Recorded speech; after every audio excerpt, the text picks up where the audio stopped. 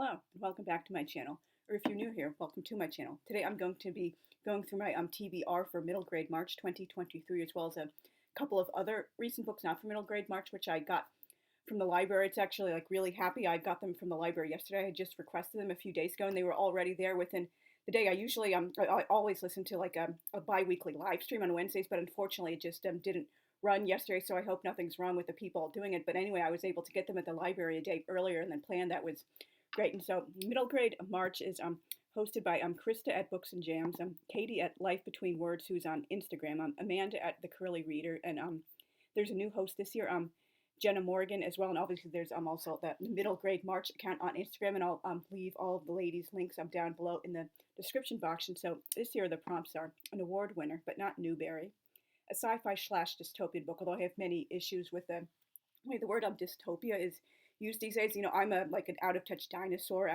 over the age of 40. So dystopia to me is Brave New World or 1984 or Yevgeny Ivanovich Zamyatin's We. So it's a utopia gone creepily wrong. I don't know why the flip. It's now considered post-apocalyptic. That's just not what dystopia is to me. But I'm just an annoying, pedantic, nitpicky, out of touch purist. And so anyway, the third prompt is sky or sea on the cover for book with a neurodiverse character. And I'm again, an out of touch dinosaur over 40. I genuinely believe neurodiverse only referred to autistic or Asperger's. I had no idea it was this umbrella term for all these other wildly, to me unrelated conditions, for example, dyslexia or sensory disorder, ADHD, things like that. I mean, with all due respect, those are very distinct conditions, and the people have different ways to manage them in different ways they manifest. Why can't you just group them as they are instead of putting them all together? That's kind of doing a disservice to people who actually have those conditions. And I'm saying that as an Aspie myself, who grew up before that condition had a name for all intents and purposes. And so the fifth prompt is book published in the last year, and the group read is A Rover Story by Jasmine Warga. Unfortunately, the library doesn't have that yet. I believe they're requesting it, so it's not physically in the library yet. But obviously, you guys don't have to do every single prompt, and for me and for any other people doing the readathon as well, there you can do overlap with the prompts. So sometimes a book can fit in several different categories at once. It's not really cheating. And so anyway, these are the books which I got for this year. This is for the sci-fi one, The Wild Robot. I'm sorry, the books are blocking and I don't really have much choice about where and when I can film, by Peter Brown. It has really cute little illustrations in it of animals and the little robot. I love soft sci-fi and robot stories. One of my favorite writers is Isaac Asimov, whom I discovered in the 5th grade when I was 11 years old. And so anyway, I'll hold it up again. Hopefully that looks a little bit better. I know my video quality production looks very amateurish, but hopefully I will be changing that as time goes on. This is a synopsis. Can a robot survive in the wilderness? When robot Roz opens her eyes for the first time, she discovers that she is alone on a remote, wild island. She has no idea how she got there or what her purpose is, but she knows she needs to survive. After battling a fierce storm and escaping a vicious bear attack, she realizes that her only hope for survival is to adapt to her surroundings and learn from the island's unwelcoming animal inhabitants. As Roz slowly befriends the animals, the island starts to feel like home, until one day the robot's mysterious past comes back to haunt her. From best-selling and award-winning author and illustrator Peter Brown comes a heartwarming and action-packed novel about what happens when nature and technology collide. So hopefully this book will be really cute and fun and sweet. I just knew I had to get it when I was looking up lists of middle grade recommended books in these different categories. And so this is the one with the C on the cover, War and Millie, McGonible by Karen Cushman. I read her book, Catherine Called Birdie. I almost forgot the name, many years ago, which is set in the Middle Ages and is an epistolary format in diary/journal format. I really enjoyed it, and hopefully I will love this too. I love reading historical fiction. It's what I write as well. And here's the synopsis. Millie McGonible lives in sunny California, where her days are filled with the screeching of gulls and the quiet waters of the bay. It should be perfect, but times are tough. Hitler is attacking Europe, and the United States may be going to war. Food is rationed, and money is tight. And Millie's sickly little sister gets all the attention and couldn't be more of a pain if she tried.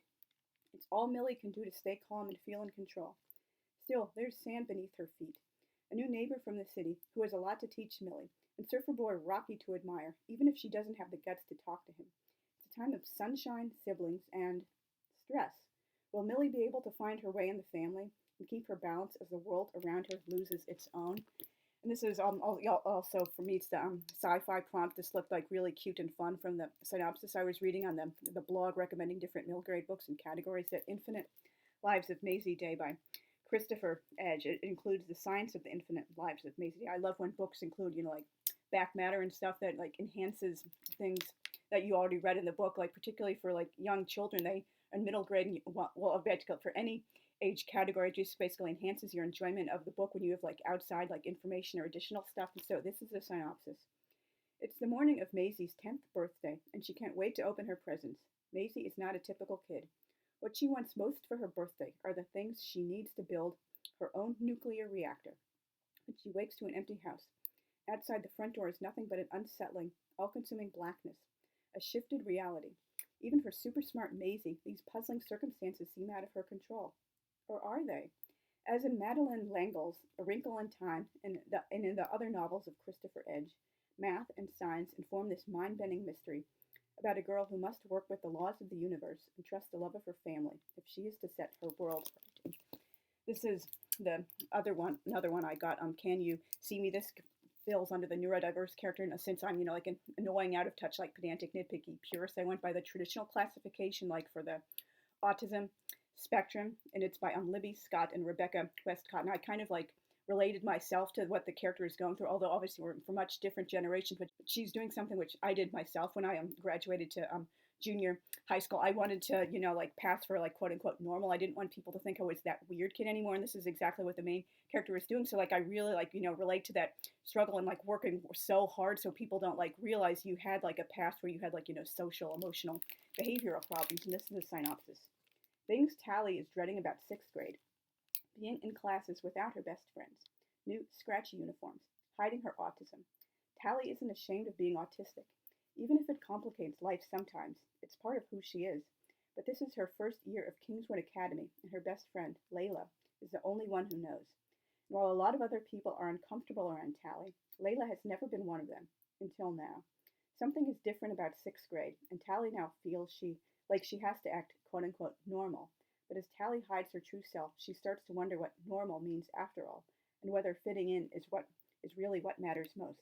Inspired by young co-author Libby Scott's own experiences, this is an honest and moving coming-of-age story about learning to celebrate yourself and teaching the world to recognize you too. And obviously, that's like much different from my generation before, like Asperger's like had a name for all intents and purposes. So like it was basically, I still believe like to the very core of my soul, like until my dying day, I will believe this. Like I did myself a huge favor by learning to pass for like quote unquote normal, because like it made my life a whole lot easier. Like now people just basically think, oh, I'm a little bit quirky or introverted or whatever, and I really prefer it that way. So anyway, this is the next one, Turtle Boy by Evan Wolkenstein. And this is several of the books on my list. Won the Sidney Taylor Book Award for Jewish themed fiction, which is one of my like hopes and dreams, like one of my like ultimate writing goals. If I can't win the Nobel Prize in Literature, which is my number one goal, and being a writer for all time like Dante and Shakespeare, I would just love to win the Sidney Taylor Book Award. It's like named after Sidney Taylor, who wrote the All of a Kind family series back in the 1950s. I believe she wrote them originally in the 30s, but it wasn't published until the 50s. And the last one, which I freaking hated so much, like Ella of All of a Kind family, came out in the 70s. There was so many reasons I absolutely hated that book. But anyway, it like rewards recognition in Jewish children's fiction, different age categories, from like picture book, children's, middle grade, and young adult. In the old days, until maybe like 5-10 years ago or so, it was just like older reader and I guess younger reader or young adult, because like the classification middle grade didn't really exist. And this was a 2021 winner, so I guess that does qualify for one of the books published within the last year. And I absolutely love turtles. And here's the synopsis. Life is hard inside a shell. 7th grade is not going well for Will Levine. Kids at school bully him because of his funny-looking chin. His science teacher finds out about the turtles he spent his summer collecting from the marsh behind school and orders him to release them back into the wild. For his bar mitzvah community service project, he has to go to the hospital to visit RJ, an older boy struggling with an incurable disease. Unfortunately, Will hates hospitals. First, the boys don't get along, but then RJ shares his bucket list with Will. Among the things he wants to do: ride a roller coaster, go to a concert and a school dance, swim in the ocean. To Will, happiness is hanging out in his room, alone, preferably with his turtles. But as RJ's disease worsens, Will realizes he needs to tackle the bucket list on his new friend's behalf before it's too late.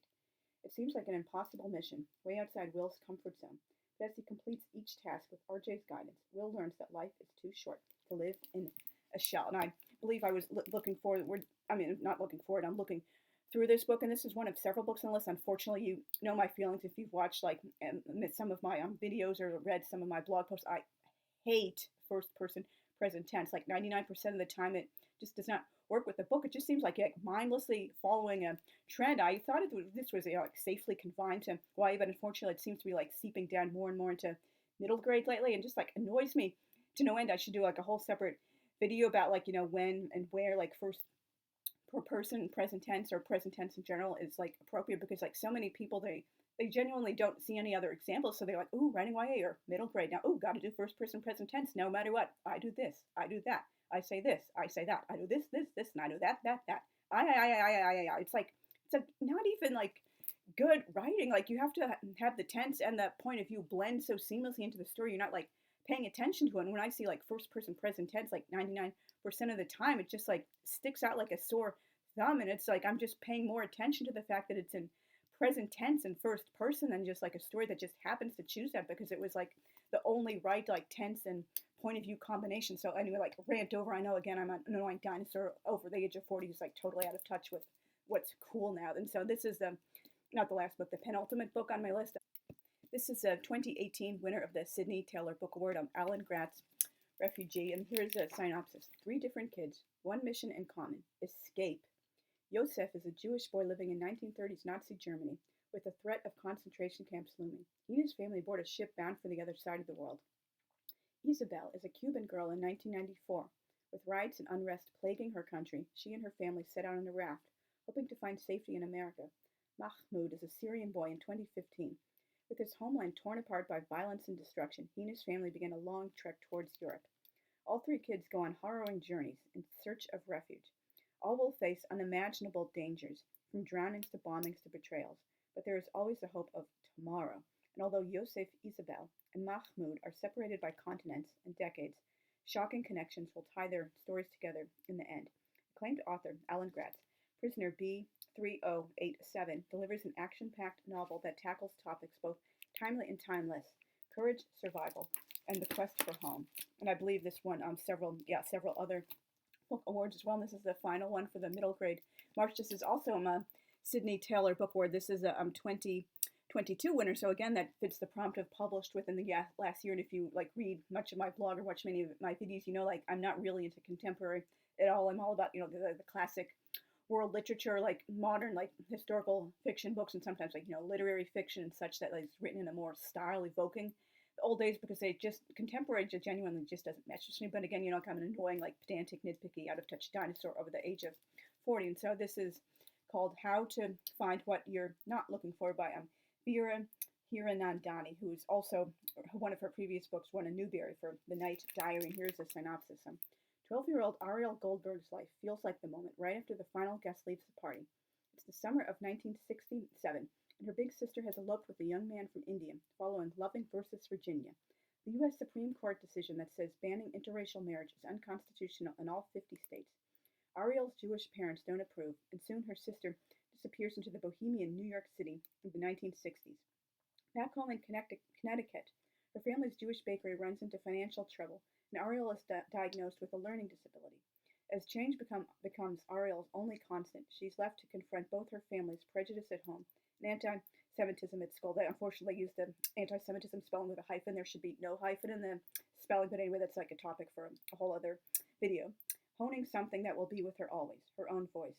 How to Find What You're Not Looking For is the story of one of the most pivotal moments in American history, and of one girl's search for her place within it. Let me look through this. I'm not sure if this is the one, but this is the one. This is actually written in like second person, like present tense. So like that's really, really unusual and even more difficult to pull off well and do for the right reasons in first person present tense. So I guess I'll have to see if it's worthwhile. Like genuinely, I know the Night Circus by Aaron Morgenstern, I believe, is like I think it's about like 500 pages or so, and it's an adult book, and that's been very popular, and that's also in like second person. I haven't read it, so I don't know how it feels, but like previously, like the only experience I really have to my remembrance with the second person is like the choose your own adventure stories, which I was like really, really popular back when I was a kid in the 90s and the 80s, and also like short stories sometimes. And the book which I've like raved about in several previous videos, I still have to do a whole video on Thérèse Philosophe, which was written during the French Enlightenment. That's like it is like basically like all of it is written in the first person, but it's also written in the second person because Thérèse is addressing the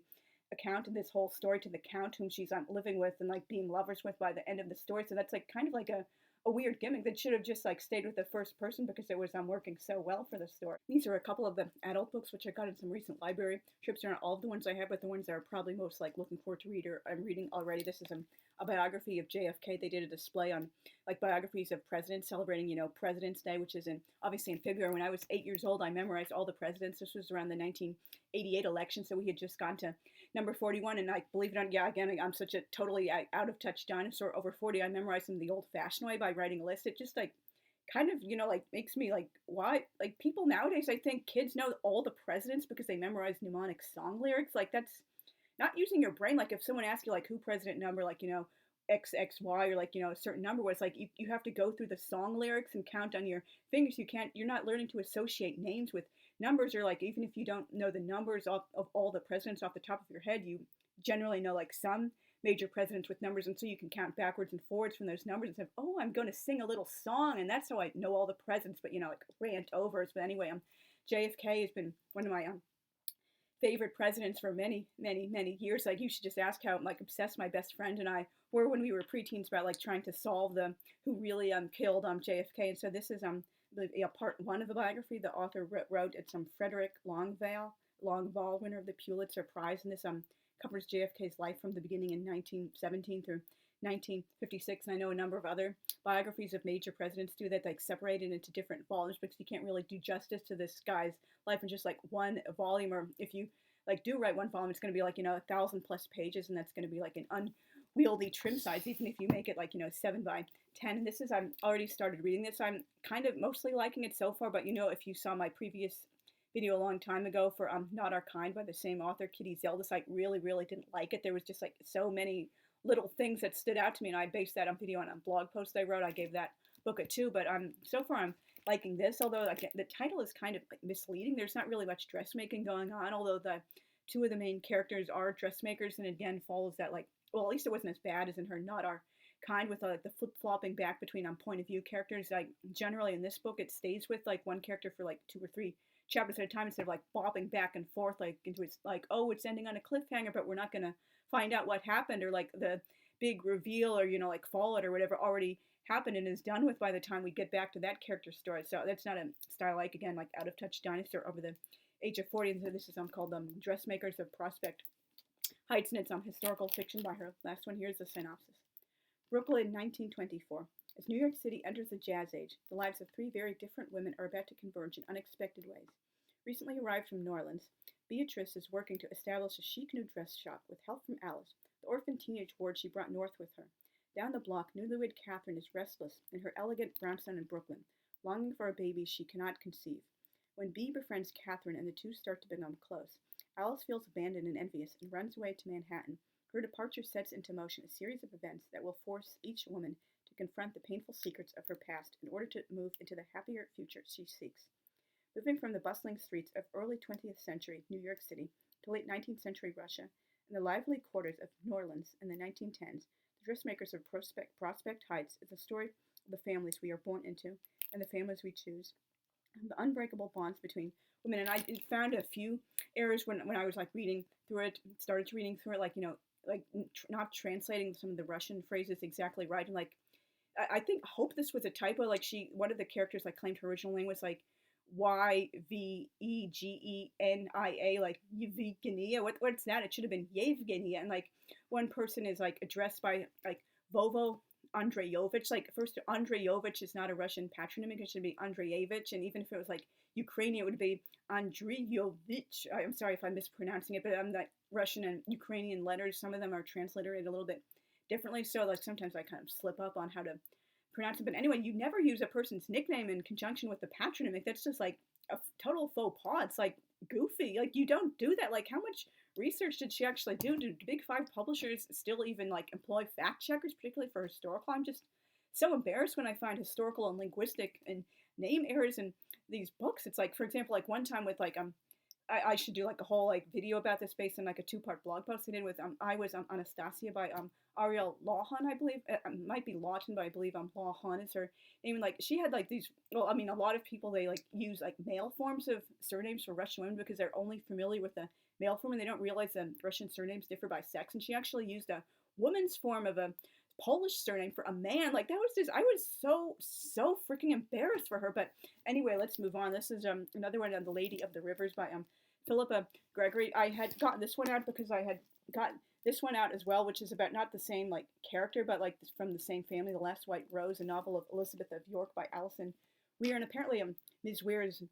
generally, well, at least according to many reviews, like really good historical fiction writer. She's written about the real life people in the Tudor dynasty and the War of the Roses. But this novel is reading more like a biography. It just happens to have some dialogue inserted every so often. It's kind of dry. I'm not really getting inside the characters' like minds and innermost thoughts and stuff. It just doesn't feel like an active story. And she did previously write a biography about Queen Elizabeth of York, who later married Henry the Tudor, became King Henry the Seventh, and she was the mother of Henry the Eighth, and basically she's the ancestor of like all British royalty since then. So people were suggesting Philippa Gregory's historical fiction about these same characters is so much more lively. Though unfortunately, as I found Philippa Gregory tends to mostly write in first person present tense. Again, like why? But this, and I am like not really like not enjoying it, but it's just like I thought it could have been so much better, and so that's why I picked up this book. This is about Elizabeth of York's grandmother, Jacquetta Rivers, and so this is the synopsis. Descended from Melusina, the river goddess, Jacquetta has always had the gift of second sight. As a child visiting her uncle, she met his prisoner, Joan of Arc, and saw her own power reflected in the young woman accused of witchcraft. They share the mystery of the tarot card of the Wheel of Fortune before Joan is taken to horrific death at the hands of the English rulers of France. Jacquetta understands the danger for a woman who dares to dream. Jacquetta is married to the Duke of Bedford, English regent of France, and he introduces her to a mysterious world of learning and alchemy. Her only friend in the great household is the Duke's squire, Richard Woodville, who is at her side when the Duke's death leaves her a wealthy young widow. The two become lovers and marry in secret, returning to England to serve at the court of the young King Henry VI, where Jacquetta becomes a close and loyal friend to his new queen. The Woodvilles soon achieve a place at the very heart of the Lancaster court, though Jacquetta can sense the growing threat from the people of England and the danger of royal rivals. But even their courage and loyalty can keep the House of Lancaster on the throne. Henry the King slides into a mysterious sleep. Margaret the Queen turns to untrustworthy favorites for help, and Richard, Duke of York, threatens to overturn the whole kingdom for his rival dynasty. Jacquetta fights for her king, her queen, and for her daughter Elizabeth, for whom Jacquetta can sense an extraordinary and unexpected future, a change of fortune, the throne of England, and the White Rose of York.